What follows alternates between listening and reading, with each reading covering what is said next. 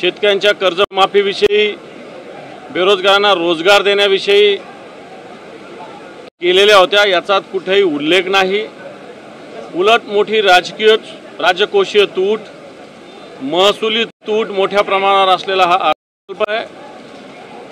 कर्जबाजारीपणा मोठ्या प्रमाणावर, कर्ज मोठ्या प्रमाणावर झालेला आहे।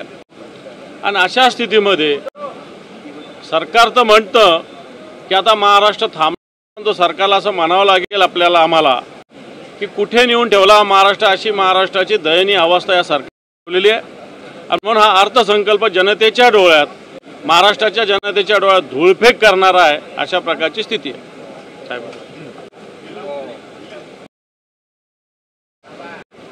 आपल्या समोर येताना मी प्रिंट मीडिया समोर माझी प्रतिक्रिया दिलेली आहे। एकूणच हा अर्थसंकल्प म्हणजे अर्थ नसलेला संकल्प आहे। अर्थ दोन्ही अर्थाने, एक तर तिजोरीमध्ये पैसा नाही आहे आणि यांच्या संकल्पाला पण काही अर्थ नाही आहे। आचार्य अत्रे असते तर त्यांनी असं म्हटलं असतं की गेल्या 10,000 वर्षात एवढा बोगस अर्थसंकल्प मी पाहिला नाही। या सरकार निवडणूक लढवताना ज्या काही घोषणा केल्या होत्या त्या घोषणा, त्याची जाहिरात मी घेऊन आलेलो आहे। आणि ही जाहिरात, या जाहिरातींपायी त्यावेळेला हजारो कोटी किंवा हजारो लाखो रुपयांची उधळण केली गेली। आणि खाली एक वाक्य आहे, हे वाक्य आता बदलायला पाहिजे। त्यांनी म्हटलं केलंय काम भारी। आता ह्या जर काही जाहिरातीकडे आपण बघितलं तर आता ते वाक्य म्हणजे मारल्या थापा भारी आणि महाराष्ट्र केला कर्जबाजारी, अशी आत्ताची महाराष्ट्राची परिस्थिती आहे। एकूणच ज्या अपेक्षेने या सरकारच्या मते, कारण आमचं मत आहे हा जो त्यांचा विजय आहे निवडणुकांमधला, हा बोगस मतदान, ईव्हीएमचा घोटाळा, दुबार मतदार वगैरे वगैरे वगैरे सारांचे एकत्र तो परिपाक आहे। पण या सरकारला जे वाटतंय की महाराष्ट्रातल्या जनतेने बहुमताने त्यांना निवडून दिले, त्या बहुमताचा अपमान करणारा हा अर्थसंकल्प आहे। कारण त्याच्यामध्ये लाडक्या बहिणींना काही वाढीव जे 2100 रुपये देणार होते त्याचा काही आजच्या अर्थसंकल्पात उल्लेख नाही आहे। शेतकऱ्यांना जसं त्या सरकारने, मला आठवते मी मुख्यमंत्री म्हणून नागपूरचं जे एक दिलं, त्या अधिवेशनात मी कर्जमुक्तीची घोषणा नाही तर घोषणा करून अंमलबजावणी केली होती। या सरकारने त्या जाहिरातीत म्हटलेलं होतं शेतकऱ्यांबद्दल नुसते कॉन्ट्रॅक्टर म्हणजे लाडक्या बहिणीबद्दल यांना काही प्रेम दिसलेलं नाही आहे या अर्थसंकल्पात। मात्र कॉन्ट्रॅक्टरचं प्रेम यांचं तसंच कायम आहे किंवा चढलेलं आहे। एकूणच हा अर्थसंकल्प हा लाडक्या कॉन्ट्रॅक्टरसाठी आहे आणि महाराष्ट्राला कर्जबाजारी करणारा पोकळ असा हा अर्थसंकल्प आहे। आम्ही आता असं ठरवतोय की या अर्थसंकल्पावरती तसं बोलण्यासारखं काहीच नाही आहे। तर यावेळेला जरा भास्करराव आंबारस आपण वेगळी काहीतरी काय आपण पद्धत किंवा या जाहिरातींचा एक गठ्ठा आणि त्यांचा ते जुमलानामा, त्या जुमला कॉपी या सरकारला आपण भेट देऊया।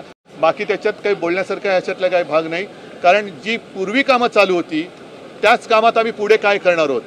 आणि याच्यात एक गोष्ट मला विशेषतः सांगावीशी वाटते की जो उल्लेख केला गेला की मुंबईचा नवीन विमानतळ आणि जुना विमानतळ ह्याला जोडणारी मेट्रो, खरं ही मेट्रो अदानीने केली पाहिजे, कारण दोन्ही विमानतळे अदानीने दिलेले आहेत, त्याच्यामुळे हे काम अदानीने केलं पाहिजे।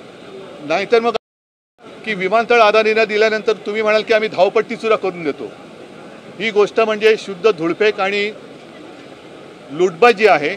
तर जी कामं, मी परत सांगतोय की ही कामं जी कॉन्ट्रॅक्टरच्या हिताची आहेत, आणि मी कालच म्हटलं, कारण देवेंद्र फडणवीस कारण नसताना त्यांनी माझा उल्लेख केला होता की कामांना स्थगिती उद्धव ठाकरे नाही, तर हीच जी कामं जी मी होऊ दिली नसती, कारण केवळ मालकाच्या मित्राचे खिसे भरण्यासाठीची कामं त्या राज्याचं नुकसान करून मी होऊ दिली नव्हती आणि ती होऊ दिली नसती, त्यातलीच ही कामं आहेत। आणि एकूणच शेतकऱ्यांना हमीभावाचा कुठे उल्लेख नाही आहे। लाडक्या बहिणींचा 30-31 हजार कोटीचा 36,000 कोटी केले, पण 2100 रुपये कधी देणार?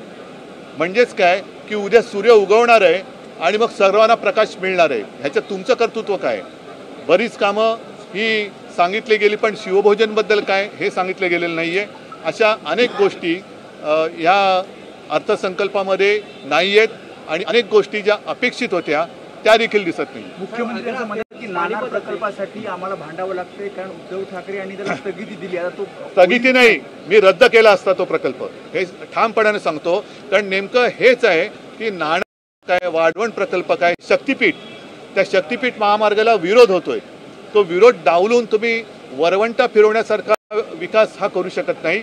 मी नाणार प्रकल्प, जसं नाणारला आम्ही तो रद्द केला, करून घेतला, कारण चांगले उद्योग गुजरातला, म्हणजे गुजरातला रांगोळी आणि आम्हाला राख, असाचा अर्थ आहे की काय? राख रांगोळी याचा अर्थ म्हणजे रांगोळी तुम्हाला आणि राख आम्हाला, ही आम्ही राख पण तुम्ही घेऊन जा. त्याच्यामुळे नाणार तर असे कोणतेही राज्याच्या विकासाच्याच नव्हे तर पर्यावरणाचा नाश करणारे प्रकल्प, जसं आरेची कारशेड मी रद्दच करणार होतो आणि कांजूर मार्गाला जिथे आम्ही करणार होतो, त्यांनी हे सरकार आल्यानंतर आरेची घाई करून कामं करून घेतली आणि ज्या कांजूर मार्गला आम्ही मेट्रोचं स्टेशन किंवा टर्मिनल आणणार होतो ती जागा आरेच्या घशामध्ये टाकली. हेच तर मी म्हणतोय.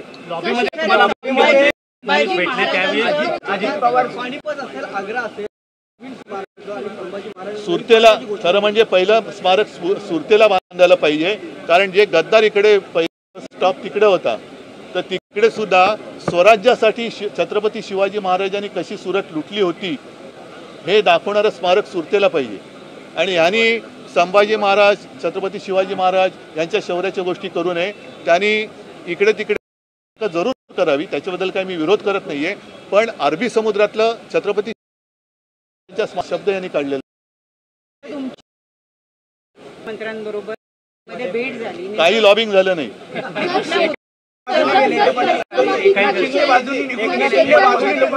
नाही ते सोडा. आता घरात जी बोलले तसं सोयाबीन आहे, कापूस आहे, हे हमी भाव, तूर बीर सगळ्यात, म्हणजे शेतकऱ्याला तर काहीच दिलेलं नाहीये. कर्जमाफी तर केलेलीच नाहीये, आम्ही केली होती. उत्पन्नापेक्षा पण जास्त खर्च या अर्थसंकल्पात दाखवण्यात आलेला आहे. मग ही अर्थसंकल्पातली जी फूट आहे ती कशी नेमकी भरून काढणार आहे, त्यांनी त्याला सांगायला पाहिजे. आणि म्हणून मी ती जी जाहिरात दाखवली ना, जाहिराती थापा आहेत, मारल्या थापा भारी आणि महाराष्ट्र केला, हे त्यांचं घोषवाक्य आहे. हे कर्ज फेडणार कोण? कर्ज फेडणार कोणच?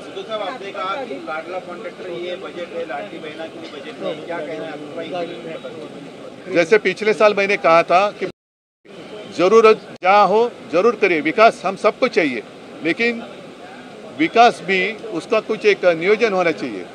आज मुंबई में किती 64,000 कोटी, क्या छोटी है अमाउंट? कहाँ करेंगे रास्ते, कहाँ करेंगे? मुंबई में देखिए, पूरे मुंबई में रास्ते है या नहीं है पता नहीं चल रहा है.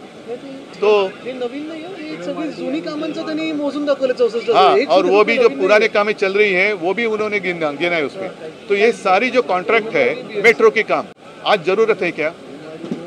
महाराष्ट्र के ऊपर कर्जा तो दिन ब दिन बढ़ते जा रहा है और मुंबई की स्थिति भी हालत खराब होती जा रही है. मुंबई की हालत खराब हो रही है. हर समय मेट्रो के लिए मुंबई से 3,000 करोड़ 2,000 करोड़ वो लेते जा रहे हैं, लेकिन साथ ही साथ मुंबई कॉरपोरेशन जो सरकार की ओर से 16,000 करोड़ रुपए आना बाकी है, उसके बारे में कुछ कहा नहीं उन्होंने. सर, लाडली बहन की 2100 रुपए बढ़ाने का वादा किया गया, कर्ज माफी का भी वादा किया गया था इलेक्शन से पहले. कुछ नहीं है, सरकार झूठे उनके वादे है, सारे वादे तो है ही नाही.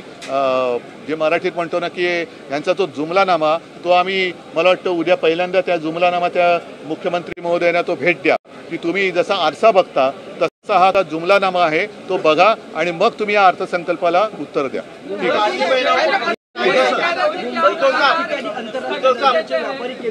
व्यापारी तेच महाराष्ट्र मुंबईतले उद्योग गुजरातला नेले आणि हे सगळे व्यापारीकरण चाललेलं आहे. हे व्यापारीकरण जे आहे ना, व्यापारी या शब्दाचा अर्थ लक्षात घ्या.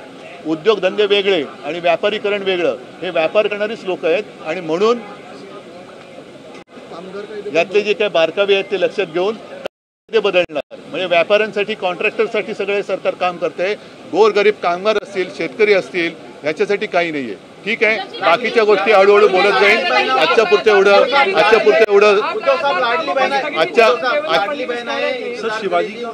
एक नहीं बस आज के लिए इतना. जरूर बातें होगी तो कल जरूर वापस मैं आपके सामने आऊंगा. धन्यवाद सगळ्यांना. जय हिंद, जय महाराष्ट्र.